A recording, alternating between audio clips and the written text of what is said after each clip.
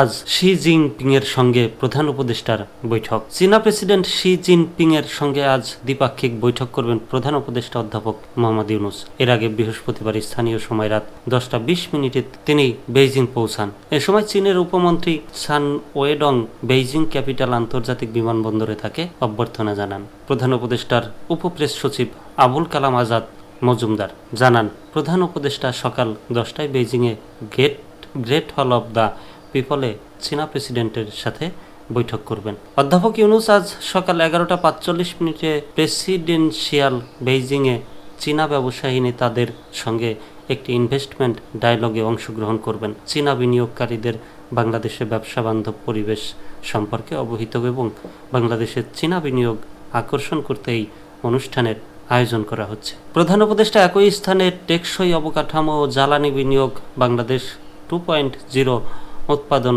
ও বাজার সুযোগ এবং সামাজিক ব্যবসা, যুব উদ্যোক্তা এবং 3-0 বিশ্ব, এই 3টি বিষয়ের উপর 3টি গোল টেবিল আলোচনায়ও যোগ দেবেন। বৈঠককালে তিনি বিভিন্ন কোম্পানির প্রধান নির্বাহী কর্মকর্তা, সামাজিক ব্যবসা সার্কেলের অভিজ্ঞ ব্যক্তিবর্গ, বিখ্যাত চীনা কোম্পানির উচ্চপদস্থ কর্মকর্তা এবং ব্যবসায়িক প্রতিনিধিদের সাথে মত বিনিময় করবেন।